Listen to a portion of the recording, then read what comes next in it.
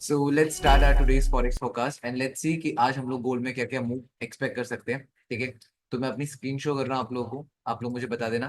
तो भाई गोल्ड ने जिस टाइप की मोमेंटम पकड़ा है अपना, ठीक है, वो बहुत स्ट्रॉन्ग कंटिन्यूशन बुल मूव की तरह है। इस पर्टिकुलर पॉइंट में जो मेरा व्यू है, मुझे पर्सनली ये लग रहा है कि मार्केट अभी 2900 पार कर देगा। ठीक है, 2900 पार हो जाएगा मार्केट का। एंड हमें 2900 में एंट्री नहीं मिलेगी। अभी मैं बात बोलूं, अगर मार्केट फर्दर फॉल करती है तभी हमें कोई एंट्री मिल सकती है, अदरवाइज अभी नहीं मिलेगी। 2900 को भी हम ब्रेक होने देंगे एंड 2900 के ब्रेकआउट के बाद भी अपन लोग ट्रेड प्लान नहीं करेंगे जब तक कोई रिट्रेसमेंट नहीं आती। बट मुझे ये चीज पता है कि भाई 2900 जब ब्रेक होगा तो एक रिट्रेसमेंट पक्का आएगी 2900 के करीब, जहां से हम लोग अगेन एक बाय कर सकते हैं, फिर आपका सीधे सीधे लेवल 3000 का रहेगा। बट अभी इस पर्टिकुलर पॉइंट में आप लोग बोलोगे भैया यहाँ पे एंटर कर लें, कोई एंट्री नहीं बन रही। ठीक है। अब दो तीन चीजें जिन चीजों के ऊपर हम लोग को ध्यान देना है, पहला सीपीआई। ठीक है, सीपीआई हमारी सेंसिटिव है। ठीक है, तो सीपीआई को भी एक माइंड में रखना है कि सीपीआई से पहले मार्केट क्या पता एक स्ट्रॉन्ग कंटिन्यूशन बुल मूव दे और सीपीआई में बहुत स्ट्रॉन्ग फॉल दे, जिस फॉल के बाद हम लोग बाय कर सकते हैं। ठीक है। और ऐसा नहीं है कि सीपीआई में एंट्रीज नहीं मिलती, ऐसा नहीं है कि सीपीआई के बाद मूवमेंट नहीं आती, सीपीआई के बाद भी मार्केट में मूवमेंट आती है। ठीक है। तो हमें सीपीआई के बाद भी एक अच्छी खासी मूवमेंट मिल सकती है। डन। बट हाँ, इस पर्टिकुलर पॉइंट में अगर आप लोगों का मन करता है इंट्राडे परस्पेक्टिव से ट्रेड करने का कि 170 से 100 पे निकल गए, क्योंकि जिस टाइप का कंटिन्यूशन है, इस कंटिन्यूशन में ये छोटे छोटे जो रिट्रेसमेंट आएंगे, इस रिट्रेसमेंट में आप लोग को अच्छी अच्छी एंट्रीज मिलती रहेंगी, जहाँ पे आप लोग इजीली ट्रेड ले पाओगे, क्योंकि आपको ट्रेंड पता है। सबसे इंपॉर्टेंट चीज मार्केट में क्या चीज होती है? ट्रेंड। अगर इंसान को ट्रेंड पता है तो इजीली बीच में ट्रेड्स इजीली उठा सकता है। बट जब ट्रेंड ही नहीं पता होता तो बहुत ज्यादा मुश्किल हो जाता है मार्केट में पैसा कमाना। तो आप लोगों को सबसे इंपॉर्टेंट चीज तो यही पता होना चाहिए कि भैया ट्रेंड क्या चल रहा है अभी इस पर्टिकुलर पॉइंट पे। तो एक बार वीकली टाइम फ्रेम के according and monthly time frame के अकॉर्डिंग मार्केट को एनालाइज करते हैं, एंड मैं बताता हूँ कि मैंने किसका मतलब एग्जांपल लिया, क्या व्यू रखा। ठीक है। तो जिस टाइप से मंथली कैंडल है भाई, वो खुलते ही बहुत स्ट्रॉन्ग बुल मूव गया था। इस बुल मूव के पीछे का रीजन है जो पास्ट में मार्केट ने रिट्रेसमेंट करी थी। जो ये रिट्रेसमेंट थी ना, अगर यही 5 मिनट का रिट्रेसमेंट होगा, इस 5 मिनट की रिट्रेसमेंट के बाद ये दो कैंडल रिट्रेस करा, इस रिट्रेसमेंट के बाद 50% रिट्रेसमेंट हुई थी। रिट्रेसमेंट के बाद क्या एक ही कैंडल बुल मूव थी? नहीं ना, 5 मिनट का अगर ये चार्ट होता तो कम से कम एक दो कैंडल तो एक्सपेक्ट करोगे ही करोगे। डन। जैसे हम लोगों ने पास्ट में यहाँ पे देख रखा था, ये बुल मूव आया, यहाँ पे रिट्रेसमेंट हुई थी, उस रिट्रेसमेंट के बाद एक नॉन स्टॉप बुल मूव आया। ठीक है। यही सेम चीज अपन लोगों ने यहाँ पे देखी थी जब हम लोगों ने यहाँ पे फ्लिप लगाया था,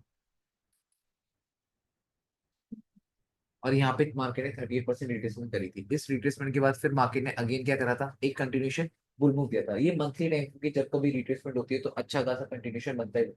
सेम अगर आप लोग यहाँ पे देखोगे, मंथली टाइम फ्रेम के बुल मूव था, मंथली टाइम फ्रेम की रिट्रेसमेंट थी, अब उसका कंटिन्यूशन स्टार्ट हो गया। ठीक है। अब ऐसे जोन में क्या होता है कि बहुत रेयर होता है कि मार्केट आपको एक बहुत स्ट्रॉन्ग डीप रिट्रेसमेंट देती है। Then, तो ये तो पहले पता लग गया ट्रेंड स्ट्रांगली बुलिश है। अब वीकली टाइम फ्रेम के अकॉर्डिंग आ जाते हैं, एंड वीकली टाइम फ्रेम के अकॉर्डिंग देख लेते हैं भाई, मार्केट काइंड ऑफ कह सकते हैं विकलेस ओपन हुई है। थोड़ा बहुत ही चाहिए बट हाँ काइंडलेस विकलेस आई है, एंड बहुत स्ट्रॉन्ग बुल मोमेंटम के साथ आई है।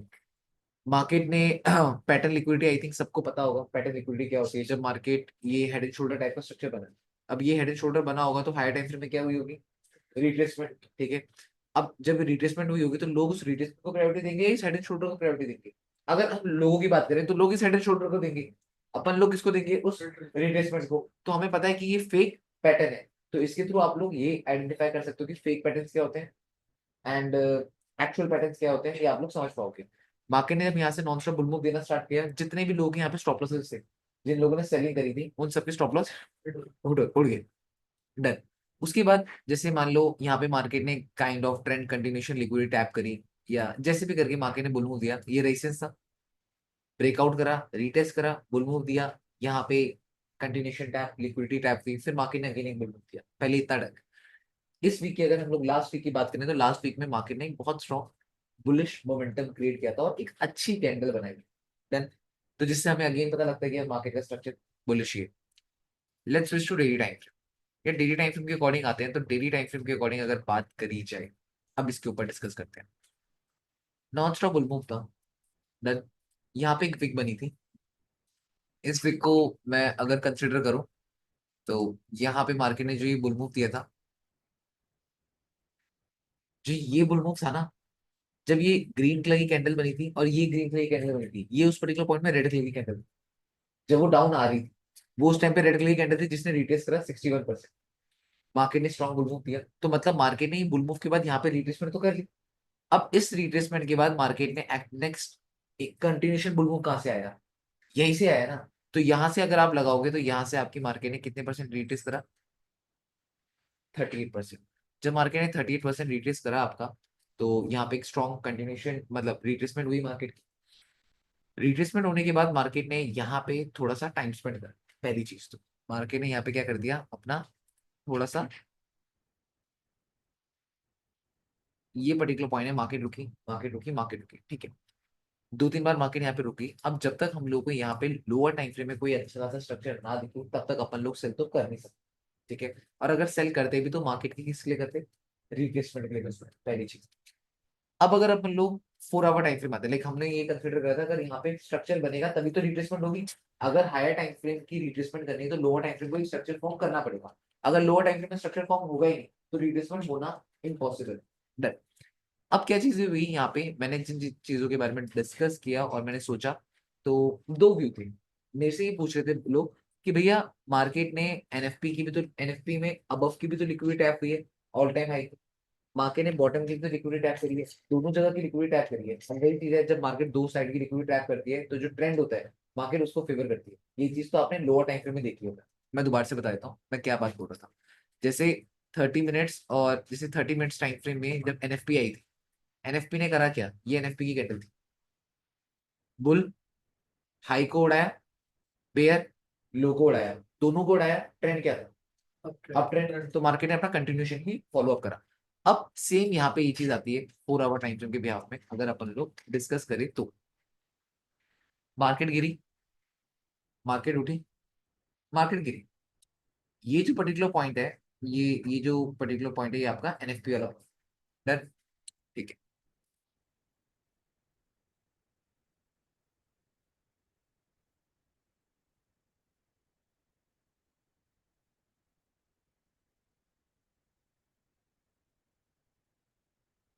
ये जो मैंने पॉइंट ड्रॉ किया था, जब मैं इसे अपनी एनालिसिस कर रहा था तो मैंने ये देखा, तो मार्केट यहाँ पे फॉल किया था, इसको भी टैप किया।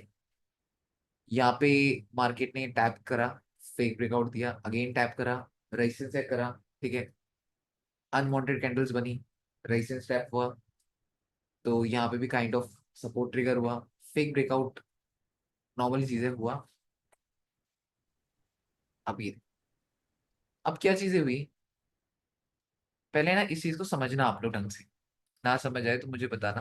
पहले इस चीज को पहले समझने की कोशिश करना कि मार्केट ने करा क्या।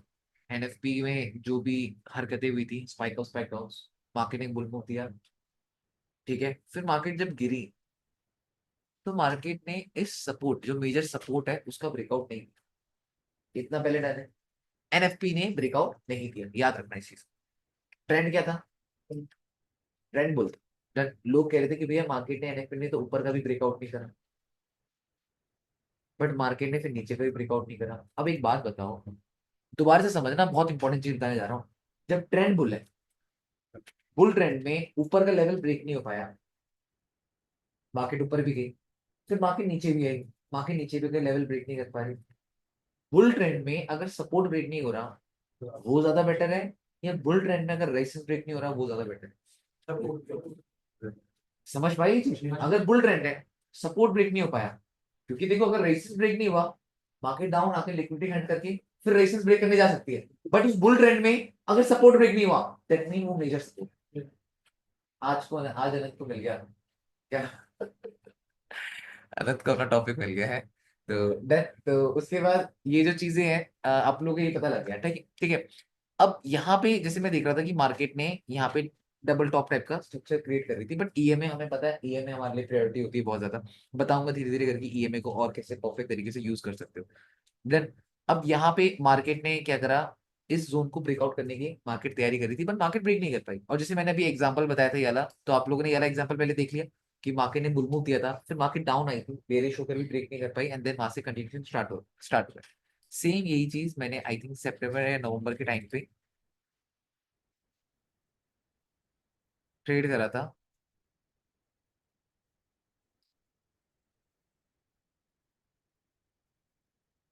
भैया वो डेली के अकॉर्डिंग होगा। अरे मैंने आज ही तो एनालाइज कर रखा है। अभी तुम्हें को याद है कौन से लेवल कहाँ पे है?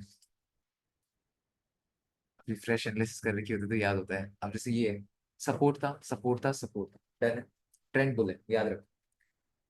ये जो पर्टिकुलर पॉइंट था, एनएफपी डे था, मार्केट यहाँ पे भी डाउन आई थी। एनएफपी में मार्केट इस पर्टिकुलर जोन को क्या नहीं कर पाई, ठीक है। एनएफपी इस जोन को ब्रेक नहीं कर पाए। मंडे को मार्केट जब उठना स्टार्ट हुआ, हाफ पिक टेकर हुआ, मार्केट ने स्लोली स्लोली करके एक बुल मूव दे दिया, वो एक अलग चीज है। मार्केट ने अच्छा खासा मोमेंटम दे दिया था। 2620 से आपका 2720, 1000 की मूवमेंट कम नहीं होती है। बंदा बोलेगा भाई यहाँ से तो मार्केट गिर गई, भाई 1000 पे भी तो आगे। डन, ठीक है। तो वो चीज तो आपकी क्लियर हो चुकी है, और यही चीज मुझे अभी भी लग रही है कि मार्केट ने जिस टाइप से यहाँ पे स्ट्रक्चर क्रिएट किया था, सेम कुछ अपन लोगों ने यहाँ पे 30 मिनट टाइम फ्रेम में ये वाला स्ट्रक्चर देखा। डन। अब यहाँ पे ये सब चीजें भी हटा देते हैं। अब यहाँ पे अगर अपन लोग डिस्कस करें, तो अब यहाँ पे ये चीज हो चुकी है कि मार्केट जिस टाइप का स्ट्रक्चर बना रही थी, ये डबल टॉप टाइप का काइंड ऑफ जो स्ट्रक्चर हमें शो हो रहा था, तो मार्केट ने क्या करा, उस डबल टॉप वाले स्ट्रक्चर को कुछ खास उसका काम नहीं करा, क्योंकि ईएमए, देखो, कभी भी कोई भी स्ट्रक्चर बन रहा है या कुछ भी बन रहा है, जैसे मान लो यहाँ पे अपना डबल टॉप बन रहा है, ठीक है। अभी डबल टॉप बन रहा है, अब हम लोगों को ना, जैसे हम लोग ने यहाँ से तो शॉर्ट मार दिया, हम लोगों को पता है एक्सपेक्टेड टीपी यहाँ तक का हो जाएगा। बट जब आप यहाँ पे मार्केट को देख रहे होते हो ना, यहाँ पे सेल करना सबसे डर होता है। क्यों? कंटिन्यूशन भी हो सकता है, क्योंकि ये लो था और ये हाई बन रहा है। अब हम लोग यहाँ पे सेल कब कर पाते हैं, जब मार्केट यहाँ पे लो बनाती है, रिट्रेस करती है, और हाई ना बना करके बनाती है लो, तभी तो पता लगता है टॉप में हाई, लो, लो, लो, लो, मार्केट बना रही है, ठीक है। ये चीज तब पता लगती है, ठीक है, स्टार्टिंग में रेंडम नहीं पता लगती। अब यहाँ पे अगर अपन लोग डिस्कस करें अगेन, तो यहाँ पे दो तीन चीजें और है। जैसे अब अगर आप लोअर टाइम फ्रेम में आओगे, लाइक 4 आवर में, तो आपको एक स्ट्रॉन्ग ब्रेक दिखती है। लोअर टाइम फ्रेम में आओगे तो एक ग्रीन लगी इम्पल्स से बॉडी दिख रही है, ठीक है, जिसने यहाँ से कंटिन्यूशन बुल मूव लिया होगा। अब हम लोग यहाँ से क्या फिब लगा सकते हैं, टॉप तक लगाएंगे, क्योंकि यहीं से तो मार्केट ने फॉल किया। जहां से बुल मूव आता है, जहां से रिजेक्शन आती है, हम लोग उन जोन्स को मार्क करते हैं। यहाँ पे देखोगे तो एनएफपी ने 61% का ब्रेकआउट नहीं, जो पॉइंट नोट होता है। अगर एनएफपी इतनी बेरिश होती तो 61 को ब्रेक कर, यहाँ पे 61 ब्रेकआउट नहीं हुआ, और 61 के ब्रेकआउट ना होने की वजह से मार्केट ने एक कैंडल यहीं रुकी, अगली कैंडल भी यहीं रुकी। एट देन हम ये एक्सपेक्ट करते हैं कि भाई ये दोनों कैंडल्स हाफ विक के ऊपर रुकी। ईएमए साथ दे रहा है मार्केट का ट्रेंड बुल के साथ, क्योंकि ईएमए चलता फिरता सपोर्ट एंड रेजिस्टेंस है। ईएमए आपको एक फेवर देता है कि मार्केट का ट्रेंड अप है या डाउन है। तो यहाँ पे इसने ये भी चीज बता दी। डन। तो ये सारी चीजें तो अपनी हो गई हैं, जिस टाइप से मार्केट ने नॉन स्टॉप बुल दे दिया। अब यहाँ पे क्वेश्चन आता है कि भैया अब यहाँ पे क्या करें, एंट्री तो मिली नहीं, ठीक है, मार्केट अपना बुलिश मोमेंटम भी क्रिएट करे जा रहे हैं। अब यहाँ पे दो तीन चीजें हैं। पहला, कि भाई मार्केट का जो कंसोलिडेशन जोन था, उसका ब्रेकआउट हुआ है, क्या पता रिट्रेस करने आज, ठीक है। अगर मान लो मार्केट की 4 आवर कैंडल क्लोजिंग होती है, अब वो स्ट्रेट अवे बुलबुल बुल मूव देती रहे, फिर तो कुछ कर नहीं सकते। फिर 2900 का एक मेजर रेजिस्टेंस है, ब्रेकआउट हो जाएगा, रीटेस्ट होगा, तो सपोर्ट ट्रिगर होगा ही, 2900 का लेवल है। वहां से मार्केट जो अपना स्ट्रॉन्ग कंटिन्यूशन क्रिएट करेगी, उसमें हाथ लगा सकते हो, क्योंकि आपके लिए अभी मेजर साइकोलॉजिकल जोन 2900 का लेवल, इतना क्लियर है। तो 2900 का आपके पास एक मेजर साइकोलॉजिकल जोन है। अब जब तक उसका ब्रेकआउट नहीं होता, आप लोग कुछ कह नहीं सकते। अब 2900 में सेल भी नहीं कर सकते। ये सबसे बड़ी बेवकूफी होगी कि भाई आप ये देखो, इतना स्ट्रॉन्ग कंटिन्यूशन बोल रहे हो आप लोग, जैसे मार्केट 2900 में आ गए, आप सीधे सेल करने बैठे, तो उससे बड़ा बेवकूफ कोई नहीं हो सकता। क्योंकि भाई without any structure, without any pattern, आप सेल करने बैठते हो। समझ पा रहे हो? और वो भी इतना स्ट्रॉन्ग कंटिन्यूशन बुल मूव को।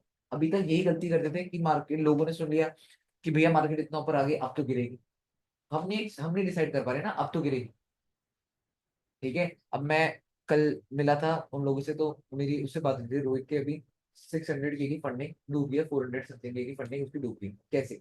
अब वो ये बात बोल रहा था कि भाई जब मार्केट जिस टाइप से बुल मूव दे रही थी, उसको लगा 2800 से अब गिरेगी, अब यहाँ से अब गिरेगी, अब यहाँ से अब गिरेगी, और जब बंदा रिवेंज करने बैठता है, तो तगड़ा ही करता है। इस रिवेंज वाले चक्कर में ना एसएल है, और इस रिवेंज वाले चक्कर में accounts flow, but again recover करा उसने। बट वही चीज बता रहा था कि जो ये फंडिंग लॉस हुई वो इसका मेजर रीजन ही है कि जब बंदा एग्रेसिव जाने लग गया ना, और वो रिप्लेसमेंट कैश करने की सोचने लगा, ये सोचकर अब तो गिरेगी अब तो गिरेगी, ये वाला थिंकिंग और ये वाली सोच रखना छोड़ देना। अब गिरेगी अब उठेगी, ये रहने देना। आप लोग डिसाइड नहीं कर सकते हो मार्केट को कि मार्केट को उठाना, और आप लोग डिसाइड नहीं कर सकते मार्केट को गिराना। ठीक है, लेट मार्केट रिट्रेस, तब एक एंटर कर लेना, क्योंकि अगर कंटिन्यूशन बुल मूव है तो रिट्रेसमेंट पक्का बनेगी, और एक सिंगल कैंडल कभी भी मार्केट का ट्रेंड चेंज नहीं कर सकती। जब एक सिंगल कैंडल ट्रेंड चेंज नहीं कर सकती, नॉन स्टॉप बुल मूव है, तो हमें पता है ये एक रिट्रेसमेंट है, और रिट्रेसमेंट में बाय करने से बेटर और कुछ नहीं होता, और रिट्रेसमेंट में ही सेल करने से बेटर और कुछ नहीं होता। Done? अब यहाँ पे अगर जैसे 4 आवर की कैंडल ये अपनी क्लोज हो चुकी है, अब यहाँ पे जब 3:30 होगा मार्केट में भी रिट्रेस करने आएगी डाउन। ठीक है, जब डाउन रिट्रेस करने आती है तो लोअर टाइम फ्रेम में हमारे कुछ जोन्स हैं यहाँ पे, जैसे डॉजीज की बॉडीज हो गई एंड टाइम स्पेंड एरिया, जैसे ये वाला जो जोन है ना, ये बहुत मेजर जोन है। पुराना लाइसेंस क्लियर है, ये जोन बहुत प्यारा है। क्लियर है। अब अगर मार्केट यहाँ से नॉन स्टॉप बुल मूव देती है, बॉटम से मान लेते हैं, ठीक है, 38 यहीं पे आ रहे हैं। अगर आप बोलते हो भैया विक से लगा तो 38 यहीं आ। क्लियर है। अब अगर आप लोग 38 से बाय कर भी रहे हो तो 79 का जोन है। अब अगर कोई बंदा 79 से बाय कर रहा है तो इतना छोटा स्टॉप लॉस तो नहीं रखो। आपको पता है कि मार्केट 38 रिटेस्ट करने भी आ सकती है, मार्केट 50 भी आ सकती है, मार्केट 61 भी आ सकती है। तो अपनी क्वांटिटी ऐसे लगाओ कि 38 में आपने एक ऐसी क्वांटिटी ओपन करी, ठीक ठाक ओपन करी, 38 में जो क्वांटिटी खोली है आपने उसका एसएम 61 के नीचे रहे, ऐसी क्वांटिटी ओपन करना कि जो आप बेयर कर पाओ।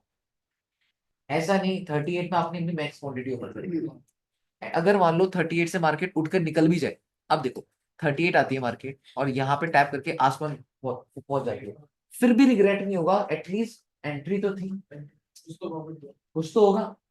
अब यहीं पे अगर आपने पूरा बड़ा मार्जिन खोल दिया मार्केट को, देखो मैं हमेशा एक चीज समझाता हूँ कि आप मार्केट में कभी भी ट्रेडिंग कर रहे हो ना, तो लॉस के लिए ट्रेडिंग करो, प्रॉफिट के लिए मत करो। मेरा माइंडसेट ऐसा रहता है कि लॉस के लिए रेडी रहो। पहले से ये सोच लो कि मैं ये ट्रेड ले रहा हूँ। लोग क्या करते हैं, प्रॉफिट का सोचते हैं कि एक्स वाई जेड का प्रॉफिट होने वाला है मेरी इस ट्रेड में, मैं ये सोचता हूँ कि एक्स वाई जेड का लॉस होने वाला है मेरी इस ट्रेड। क्योंकि इंसान को लॉस के लिए सबसे पहले रेडी होना चाहिए, ना कि प्रॉफिट के लिए।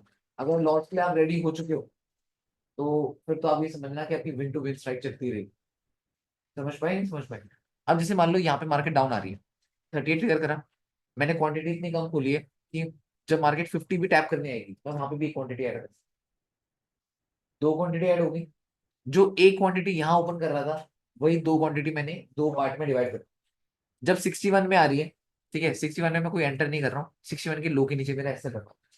अब अगर मैं आपको एक सेफ एसएल बताऊं तो मुझे लगता है जो ये कंसोलिडेशन है ना, ये जो कंसोलिडेशन है, इस कंसोलिडेशन के लो के नीचे मैं एसएल फ्लैग करूँ। अब यहाँ पे ये चीज होगी कि यार बॉबी भैया, हम लोगों को क्या अभी एंटर करना चाहिए, हम लोगों को एग्रेसिव जाना चाहिए, नहीं जाना चाहिए? मैं आप लोगों को रिकमेंड करूंगा कुछ मत करना। मार्केट रिट्रेसमेंट देगी देगी, नहीं भी देगी भाई कुछ तो होगा। सीपीआई तो आने वाली, पुराना सीपीआई जितना हो सके ज्यादा से ज्यादा प्रैक्टिस करें। Done? है ना? तो एक सेकेंड, इस एनालिसिस को हम यहाँ पे एंड करते हैं।